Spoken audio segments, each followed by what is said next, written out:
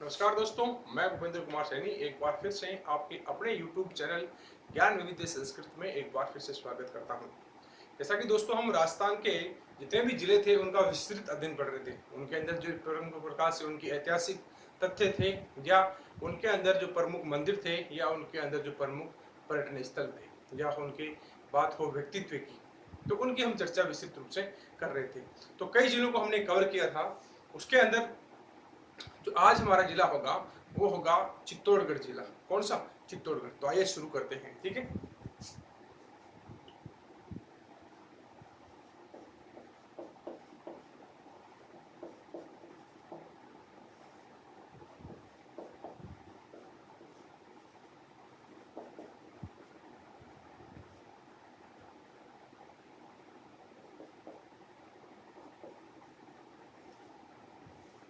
बात करें चित्तौड़गढ़ की तो चित्तौड़गढ़ नाम आते ही मन में एक भाव सा उमड़ उठता है। इसके नाम में ही इतना वजन है चित्तौड़गढ़, यानी एक ऐसा स्थान जहाँ कह सकते हो कि रणबांकुरों की क्रीड़ा स्थली कह सकते हो। इसे क्या कह सकते हो? रणबांकुरों की क्रीड़ा स्थली।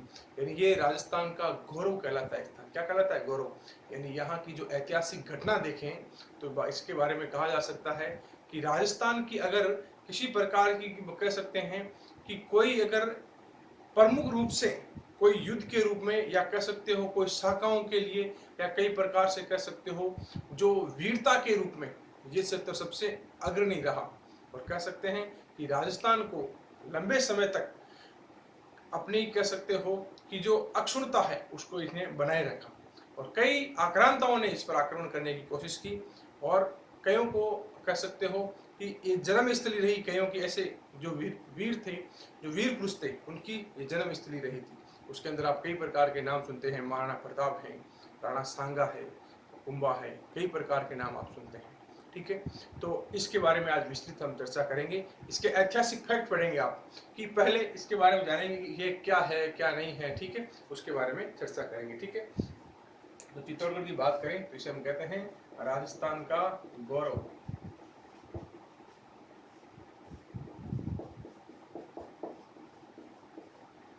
ठीक है, इसे हम क्या कहते हैं? राजस्थान का गौरव है। ठीक है, फिर जो चित्तौड़गढ़ जिला है वो किस नदियों के किनारे बसा हुआ? देखना, दो नदियां हैं, गंभीर व बेड़च। गंभीरी नदी और बेड़च नदी के किनारे बसा हुआ है। ठीक है, ध्यान रखेंगे आप। गंभीर अलग है, गंभीरी नदी है। गंभीरी व बेड़च नदी के किनारे।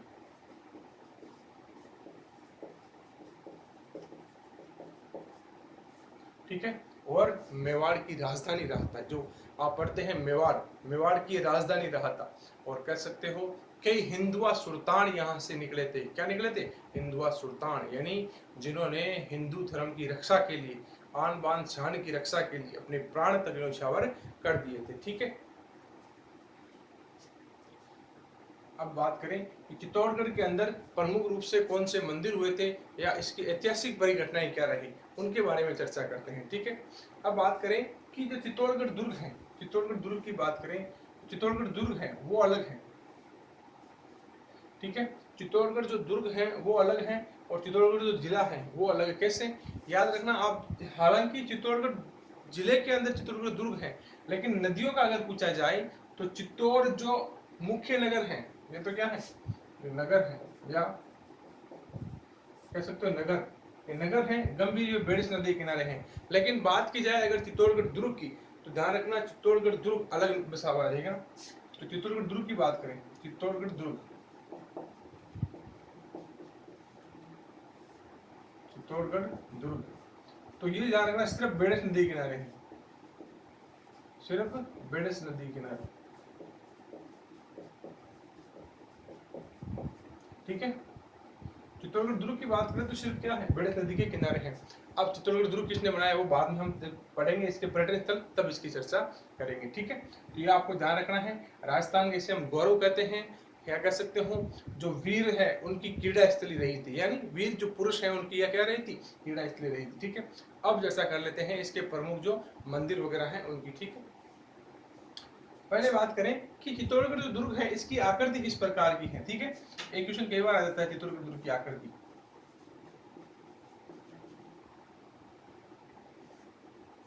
आकृति आकृति कहते हैं इसे घोड़े की नाल की आकृति,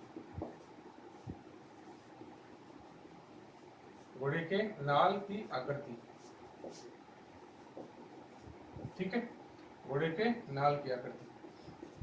घोड़े के नाल की आकृति कैसी है? कहते जो चित्तौड़गढ़ दुर्ग है वो, सॉरी चित्तौड़गढ़ जो जिला है वो इस प्रकार से इसकी बनावट होके फिर ये थोड़ा सा यहाँ से इसका भाग ये कटा हुआ है ऐसे, यानी थोड़ा मुख्य भूमि से थोड़ा सा अलग हुआ हुआ है। ठीक है ना, थोड़ा सा मुख्य भूमि से ये अलग है। इसी कारण कहा जाता है कि चित्तौड़गढ़ जो यहाँ पे नहीं ध्यान रखना, यहाँ पे नहीं, ये स्थान है वो यहाँ पे है नीचे, यहाँ थोड़ा मुख्य भूमि से थोड़ा अलग है।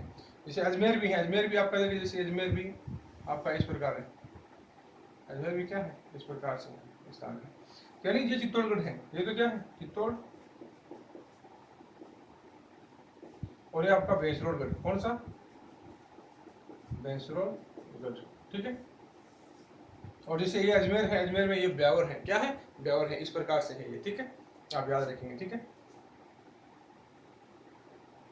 ये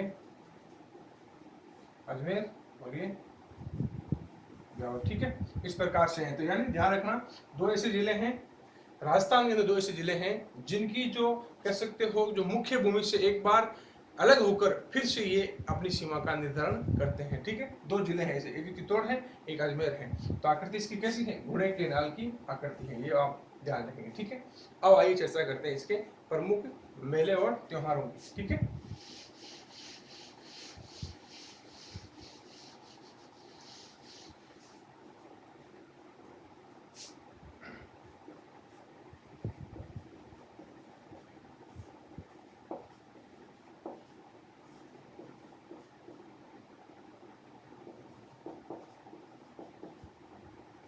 प्रमुख मेले व त्योहार। ठीक है, पहली बात करें तो इसके अंदर एक स्थान है जहाँ कह सकते हो कि बहुत ज्यादा राजस्थान के अंदर मशहूर है और कई बार एग्जाम में पूछा जा सका है। ठीक है, तो उस मेले का नाम आता है आपका मातृकुंडिया का मेला। कौन सा?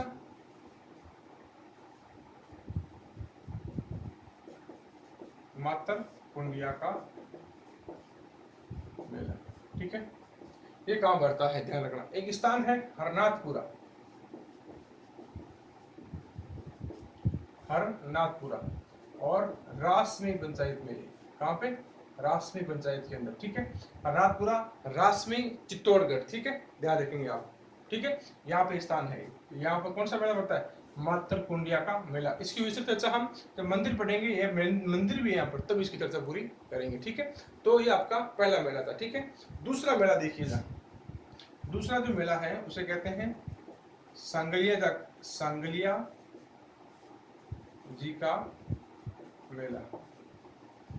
ठीक है, सांगलिया जी का मेला। ठीक है, सांगलिया जी का जो मेला है ये इसको एक और नाम देते हैं। वो किस वजह से देते हैं कि जो इसकी तिथि है ये बढ़ता है जल जुलनी एकादश को। किसको बढ़ता है? जल जुलनी एकादश को, जल जुलनी एकादशी। ठीक है, जल जुलनी एकादशी को बढ़ता है। ठीक, मैं नहीं सॉरी स है भाई। ठीक है, जल जुलनी एकादशी को। तो इस कारण से जल जुलनी का मेला या सांवलिया जी का मेला भी कहते हैं। ठीक है, या तो इसे क्या कह सकते हैं? सांवलिया जी का मेला कह सकते हैं, या इसे जल जुलनी का मेला कह सकते हैं। ठीक है, अब ध्यान रखना कि ये जो भरता कहाँ पे है, चित्तौड़ के अंदर एक स्थान है मंडफिया। मंडफिया, ठीक है, ये स्थान कई बार पूछा जा चुका है। चित्तौड़ से कह सकते हो कि प्रश्न बनने की बहुत ज्यादा संभावना रह जाती है। ठीक है, मंडफिया। ठीक है, अब बात करें कि मेला भरता कब है, तो पहली बात स्पष्ट होगी जल जुलनी एकादशी। कौन सी? जल जुलनी एकादशी। अब जल जुलनी एकादशी आती कब है? ठीक है, जल जुलनी जो एकादशी है ये कौन से महीने में आती है? जो अभी महीना चल रहा है भाद्रपद, इसी महीने में आएगी। इसमें भाद्रपद में, भाद्रपद शुक्ल एकादशी है। ठीक है, तो ये भरेगा भाद्रपद शुक्ल एकादशी के अंदर। ठीक है, किसका मेला? सांगलिया जी का मेला। ठीक है, सांवलिया जी का, सांगलिया नहीं सांवलिया जी, सांवलिया जी का। ठीक है, यहाँ भगवान श्री कृष्ण की जो मूर्ति है काले रंग की, उसके कारण से सांवलिया जी का मेला कह सकते हो। ठीक है, अब एक इंपॉर्टेंट मेला, काफी चर्चा के अंदर रहने वाला, राजस्थान का एकमात्र कह सकते हो।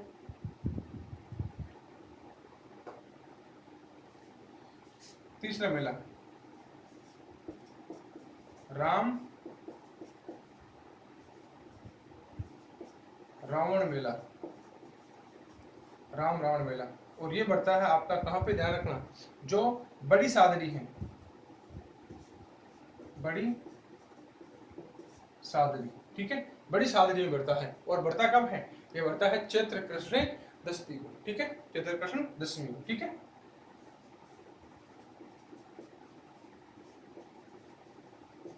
चैत्र कृष्ण दशमी को, ठीक है, ध्यान रखना। तो राम रावण का मेला कहां भरेगा, बड़ी सादरी जो चित्तौड़ के अंदर है, ध्यान रखना, एक कंफ्यूजन मत कर देना। जब छोटी सादरी का नाम आता है, छोटी सादरी है प्रतापगढ़ के अंदर, कहां पे है, प्रतापगढ़ के अंदर। अगर यहाँ पर नाम है छोटी सादरी तो वो प्रतापगढ़ के अंदर है। बड़ी सादरी है आपकी कहां पे, चित्तौड़ के अंदर है, ये भी आपको ध्यान में रखना है, ठीक है। तो ये कौन सा मेला आपका, राम रावण मेला, ठीक है। फिर आगे बात करें जो प्रमुख मेले और बचाते हैं उनकी, अगला है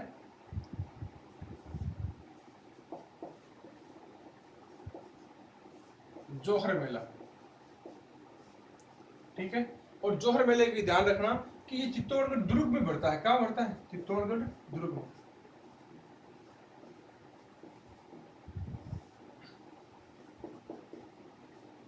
कहां पे, चित्तौड़गढ़ दुर्ग में बढ़ता है, ये आप ध्यान रखेंगे, इंपॉर्टेंट, ठीक है।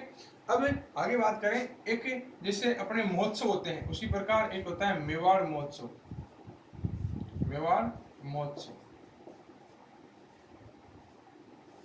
ये मेवाड़ महोत्सव है, इसके अंदर कई बार कंफ्यूज होता है। मेवाड़ नाम आती है, चित्तौड़गढ़ दुर्ग का आया जाता है, लेकिन ध्यान रखना इसके अंदर ये चित्तौड़गढ़ दुर्ग नहीं होगा, चित्तौड़ नगर होगा। चित्तौड़गढ़ जो नगर है यहाँ पर आ जाएगा। ये कंफ्यूजन में रहता है भाई, ध्यान रखना, कई बार एग्जाम में आप एग्जाम में गलती कर जाते हैं, ठीक है। चित्तौड़ देखा, आगे दुर्ग देखा, नगर देखा, देखा ही नहीं, सीधा हम गोला भर देते हैं, लेकिन गलत हो जाता है, ठीक है। फिर बात करें, एक यहाँ पर बढ़ता है मीरा महोत्सव, मीरा महोत्सव, ठीक है, मीरा महोत्सव। मीरा महोत्सव की बात करें तो ये चित्तौड़गढ़ दुर्ग के अंदर ही भी, ठीक है, चित्तौड़गढ़ दुर्ग, ठीक है। और बात करें मीरा महोत्सव, ये कौन सी तिथि को बढ़ता है, तो ये तिथि है आपकी शरद पूर्णिमा, कौन सी, शरद पूर्णिमा,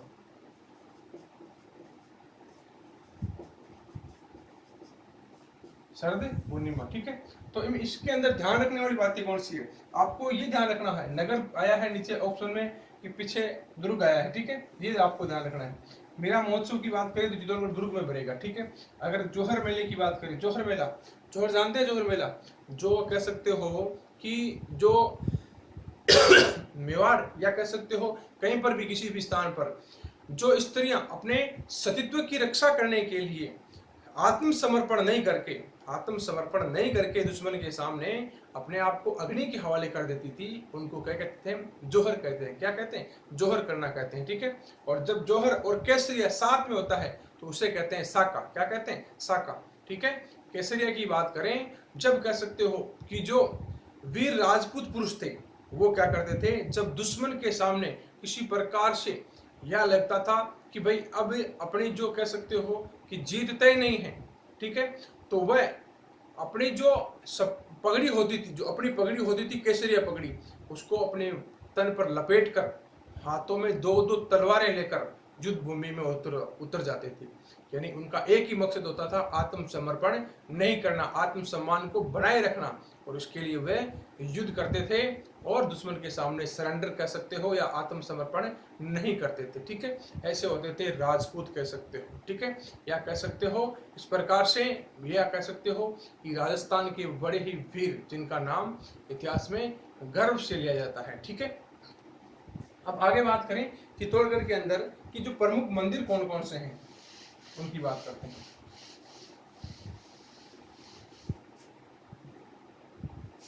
बात करें बाबा सिंह की प्रमुख मंदिरों की,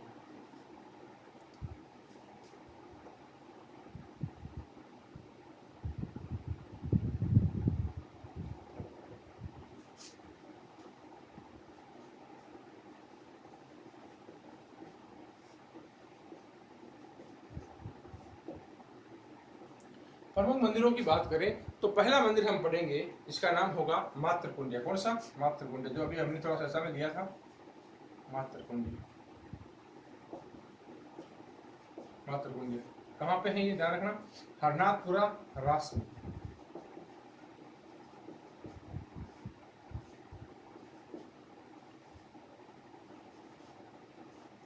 ठीक है, स्थान ध्यान रखेंगे आप, या तो हरनाथपुरा आ सकता है या रास में आ सकता है। ठीक है, इस प्रकार से ध्यान रखेंगे। ठीक है, हरनाथपुरा गांव है, रास में आपकी जो पंचायत समिति है वो है। ठीक है, चित्तौड़गढ़ के अंदर। ठीक है, फिर बात करें कि ये मेला किस स्थान में पड़ता है, तो ठीक है, तो ध्यान रखना ये दो नदियां हैं, चंद्रभागा और बनास नदी, इनके किनारे पर पड़ता है। ठीक है, ध्यान रखना, चंद्रभागा व बनास नदी के किनारे पर।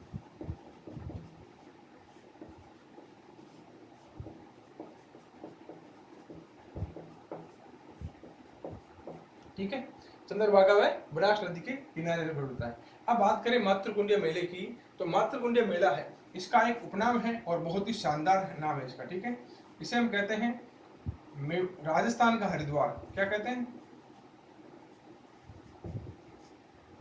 राजस्थान का हरिद्वार। ठीक है, राजस्थान का हरिद्वार, और इसे भी कई बार नाम देते हैं, राजस्थान का है तो अपने आप क्या हो गया, मेवाड़ का तो हो गया, मेवाड़ का हरिद्वार।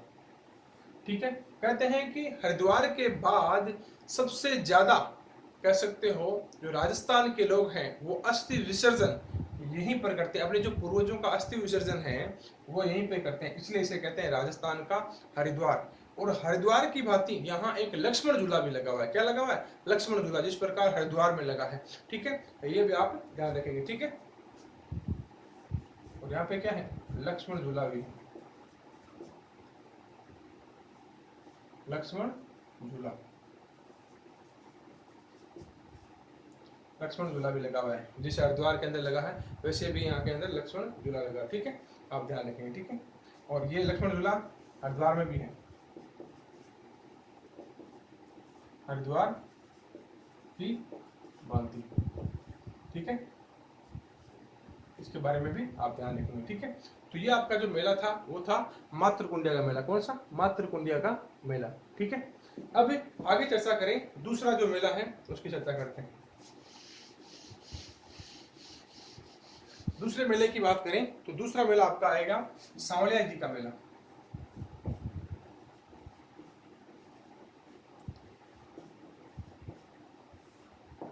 सांवलिया जी का मेला। बात करें सांवलिया जी का मेला तो स्थान मैंने बताया था आपको, स्थान है मंडफिया। कहां पे? मंडफिया।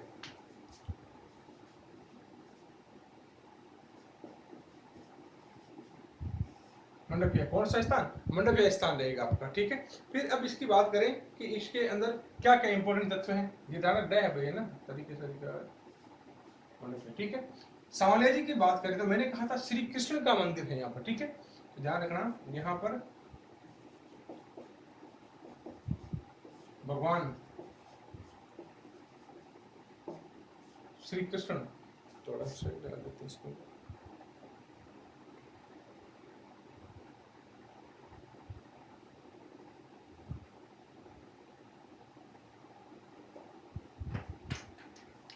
भगवान श्री कृष्ण की काले रंग की मूर्ति। ठीक है, यहाँ पर भगवान जो श्री कृष्ण है उनके काले रंग की मूर्ति, इसलिए कहा जाता है इसको सांवलिया जी। किस जैसे अपन मारवाड़ी के अंदर भी कह सकते हो कि थोड़ा जो व्यक्ति कह सकते हो जिसका रंग थोड़ा डार्क होता है उसको हम क्या कहते हैं? सांवला है भाई। क्या है? सांवला है। ठीक है, तो इसी प्रकार से कहा जाता है सांवलिया जी का मेला। ठीक है, बात करें कि ये मेला कब बढ़ता है तो इसका नाम था, एक हमने नाम पढ़ा था जल जूलनी एकादश को। कौन सा? जल जूलनी एकादशी को। ठीक है, तो इसे जल जुलनी का मेला भी कहते हैं। हम क्या कहते हैं? जल जुलनी का मेला भी कहते हैं, या कह सकते हो कि सांवलिया जी का मेला, जल जुलनी एकादशी का मेला, एक ही बात है। ठीक है, अब यहाँ पर जल जुलनी एकादशी का मेला बढ़ता है। ठीक है, या सांवलिया जी का, एक ही चीज है। तिथि ये होगी आपकी जल जुलनी एकादशी। ठीक है, जल जुलनी एकादशी की बात करें तो जल जुलनी एकादशी आती है आपकी भाद्रपद शुक्ल में। कौन से महीने में आती है? यह आती है आपकी भाद्रपद शुक्ल महीने में। शुक्ल पक्ष है, ध्यान रखना, जैसे कृष्ण पक्ष है शुक्ल पक्ष है उसी प्रकार, और एकादशी है तो अपने आप ही क्या हो गया? एकादशी पर। ठीक है, ये आप ध्यान रखेंगे। इसके बाद बात करें जो सांवलिया जी की इंपॉर्टेंट है, ध्यान रखना कि जो ये जल जुलनी एकादशी है, ठीक है, जो जल जुलनी एकादशी है या भाद्रपद शुक्ल जो एकादशी है, इसके दिन क्या किया जाता है? ध्यान रखना, इसके दिन क्या किया जाता है? जो यहाँ देखना कि यहाँ पर जो मान लीजिएगा ये मंदिर है, मान लीजिएगा ये मंदिर है,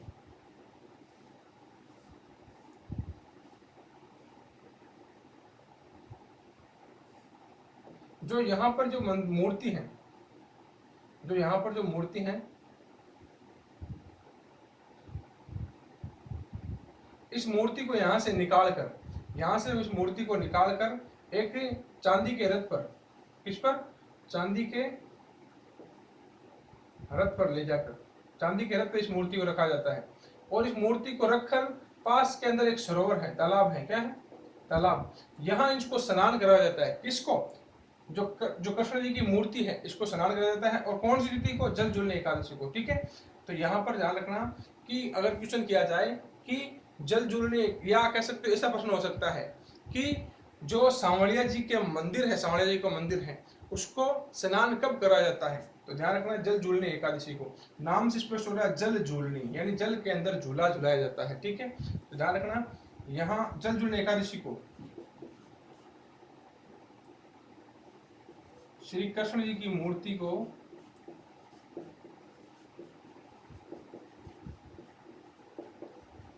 को पास के तालाब में स्नान करवाया जाता है। ठीक है, ध्यान रखेंगे, यानी जल जुलनी एकादशी है उसको भगवान श्री कृष्ण को क्या कहा जाता है? इसके अंदर ले जाया जाता है सरोवर के अंदर, और उनको स्नान करवाया जाता है और फिर से इनको लाया जाता है। ठीक है, अब बात करें सांवलिया जी का मेला, ये मेला हम पढ़ रहे हैं। अब इनकी एक फैक्ट और याद रखना, इनके अफीम चढ़ाने की परंपरा है। क्या? अफीम चढ़ाने की परंपरा है। जो यहाँ के स्थानीय लोग हैं इनको अफीम चढ़ाते हैं। ठीक है, अफीम चढ़ाते हैं। ठीक है, इसी कारण से क्या कहा जाता है सांवलिया जी को? अफीम वाले देवता, अफीम वाले देवता। ठीक है, अफीम वाले देवता। अब बात करें कि एग्जामिनर के अंदर एग्जाम है, एग्जाम हॉल के अंदर कंफ्यूजन है, अफीम वाले देवता किसके रूप में पूजे जाते हैं? ध्यान रखना, इसका एक ही आंसर होगा सांवलिया जी का। राजस्थान के अंदर बात करें अफीम वाले देवता कौन है, तो कौन से? आपके सांवलिया जी होंगे। कौन से होंगे? सांवलिया जी। ठीक है, तो ये आपके थे सांवलिया जी। कौन? सांवलिया जी। ठीक है, स्थान मंडफिया। ठीक है, और बात करें कि इन्हें और क्या कहा जाता है? इन्हें कहा जाता है जल जुलनी एकादशी का मेला। जो मेला है इनका उसे क्या कहते हैं? जल जुलनी एकादशी का मेला। यहाँ पर भगवान श्री कृष्ण के काले रंग की मूर्ति है। कैसे? काले रंग की मूर्ति है, और जल जुलनी एकादशी को इन्हें पास के सरोवर के अंदर ही स्नान के लिए ले जाता है। किसके लिए? स्नान के लिए, और वहां इनको स्नान करवा कर वापस लाया जाता है। और यहाँ पर जो एक परंपरा है, अनोखी परंपरा, अफीम चढ़ाने की परंपरा है। कौन सी परंपरा है? अफीम चढ़ाने की परंपरा, इसलिए इसे अफीम वाला देवता भी कहा जाता है। ठीक है, अब आगे बात करें दूसरे मंदिर की।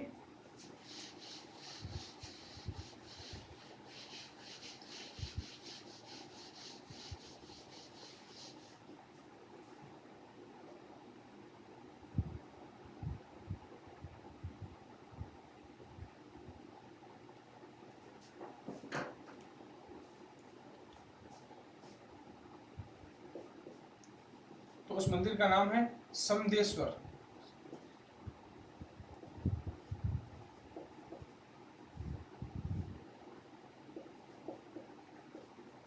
समिदेश्वर मंदिर। कौन सा? समिदेश्वर मंदिर। और इसी मंदिर का नाम आता है, दूसरा नाम आता है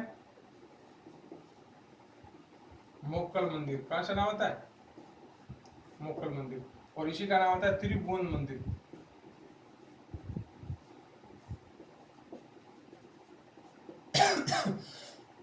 समदेश्वर मंदिर, मोकल मंदिर, त्रिभुवन मंदिर, ये सारे के सारे एक ही नाम है। ठीक है, एक ही नाम है, लेकिन थोड़ा सा इसके अंदर ऐतिहासिक घटनाक्रम के अंदर चेंज मिलेगा। ठीक है, बात करें कि किस प्रकार से इसका निर्माण हुआ। ठीक है, अगर बात करें जो त्रिभुवन नारायण मंदिर है, शुरुआत में इसकी नींव रखी जाती है। किसकी? त्रिभुवन नारायण मंदिर की। ठीक है, त्रिभुवन नारायण की मंदिर की नींव रखी जाती है, और रखी किसकी जाती है? जो एक राजा है, परमार राजा। ठीक है, कौन सा? परमार राजा। ठीक है, जो परमार शासक है, परमार शासक भोज। ठीक है, भोज ने, ठीक है, इसका नींव रखी, आधारशिला रखी थी। इसके कारण इसे कहा जाता था त्रिभुवन मंदिर। कौन सा? त्रिभुवन मंदिर। ठीक है, फिर इसके बाद बात करें कि जो महाराणा मोकल था, महाराणा मोकल था, उसने क्या करवाया? इसका जीर्णोद्धार करवाया। क्या करवाया? मोकल ने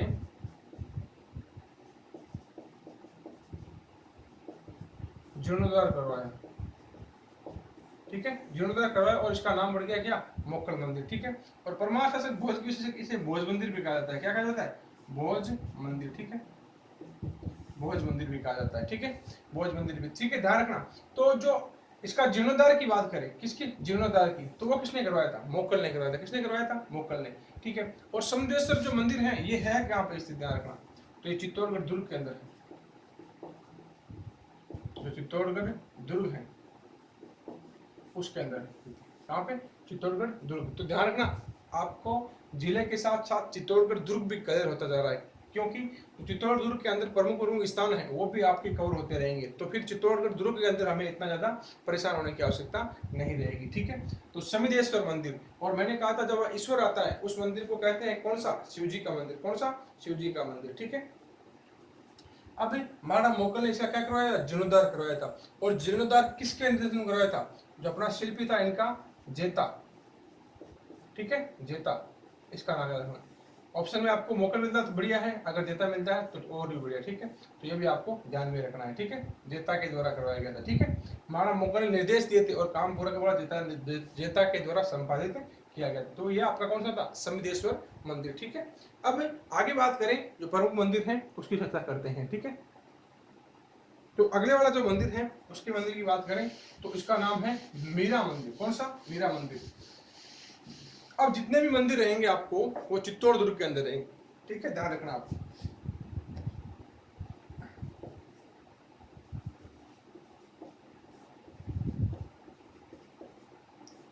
मीरा मंदिर। ठीक है, मीरा मंदिर की बात करें तो ये बना हुआ कहाँ पे है? चित्तौड़गढ़ दुर्ग के अंदर। ठीक है, अब बात करें कि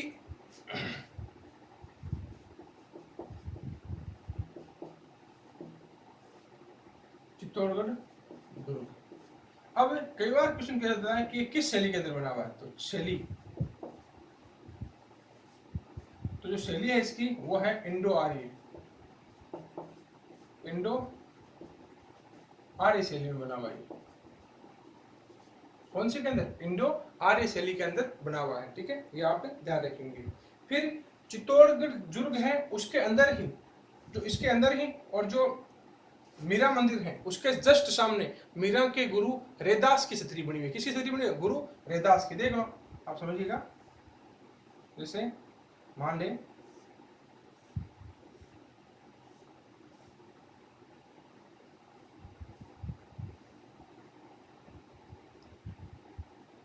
ये मीरा मंदिर है। क्या है? मीरा मंदिर है। ठीक है,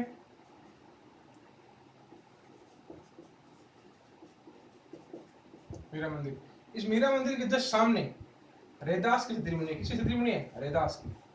क्या बनी हुई है? छतरी बनी हुई है। क्या बनी हुई है? छतरी। ध्यान रखना, जो मीरा के गुरु है रैदास,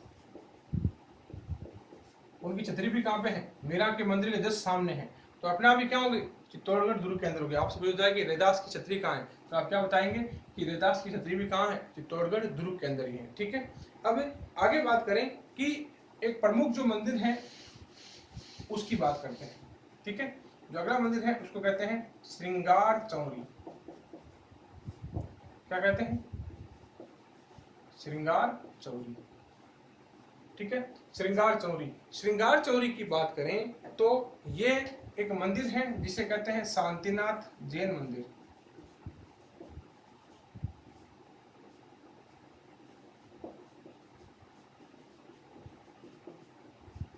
शांतिनाथ जैन मंदिर, शांतिनाथ जैन मंदिर करें या श्रृंगार चौरी करें, दोनों एक ही स्थान को कहा जाता है। ठीक है, श्रृंगार चौरी क्यों नाम पड़ा ये भी हम चर्चा करेंगे। ठीक है, जो महाराणा कुंभा थे, कौन थे? महाराणा कुंभा, उनकी पुत्री रमाबाई का विवाह यहाँ हुआ था, इसी कहानी से कहा जाता है श्रृंगार चौरी। ठीक है, अब बात करें कि ये किसने बनाया था श्रृंगार चौरी, तो ये बनाया था वेलका ने, वेलका द्वारा निर्मित है। ठीक है, तो स्थान आप ध्यान रखेंगे चित्तौड़गढ़ दुर्ग है, लेकिन निर्मित किसके द्वारा है? वेलका द्वारा निर्मित है भाई। ठीक है, ये आप फिर ध्यान रखेंगे। ठीक है, ये वेलका द्वारा निर्मित है, किसके द्वारा? वेलका द्वारा। ठीक है, और ये वेलका था कौन? वेलका था जो महाराणा कुंभा है, महाराणा कुंभा का कोषाध्यक्ष था भाई। कौन था? कोषाध्यक्ष। ठीक है, ये क्या था? महाराणा कुंभा का कोषाध्यक्ष था। और स्थान आपको पता हो गया कि चित्तौड़गढ़ दुर्ग के अंदर है। कहाँ है? चित्तौड़गढ़ दुर्ग के अंदर है। ठीक है, चित्तौड़गढ़ दुर्ग। और एक फैक्ट आपको इसे याद रखना है कि जो महाराणा कुंभा की पुत्री है रमाबाई, उसका विवाह यहीं पे हुआ था। ठीक है,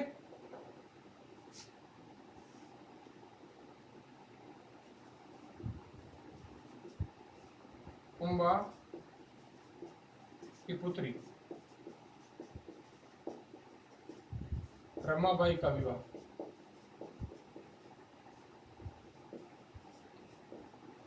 इसी स्थान पर। ठीक है, ध्यान रखना, जो महाराणा कुंभा की पुत्री है रमाबाई, उसका विवाह भी यहीं पर हुआ था। ठीक है, आप ये ध्यान भी रखेंगे। ठीक है, तो इस प्रकार से कह सकते हो कि जो प्रमुख मंदिर है आपके, लगभग थोड़े थोड़े मंदिर हमने कवर किए हैं। और ध्यान रखना, जो मंदिर पढ़ रहे हैं आप चित्तौड़गढ़ दुर्ग के अंदर ही है, सारे के सारे मंदिर आपके आ रहे हैं। ठीक है, अब बात करें आगे कि प्रमुख मंदिर और कौन से हैं, तो उनकी जो मंदिरों की बात है हम नेक्स्ट वीडियो के अंदर करें। आपको ये वीडियो अच्छा लगे तो वीडियो को जरूर आप लाइक करें, ज़्यादा से ज़्यादा शेयर करें और कमेंट करें। किसी प्रकार की कोई भी त्रुटि हो या क्वेरी हो तो आप कमेंट बॉक्स में जरूर लिखें। धन्यवाद दोस्तों।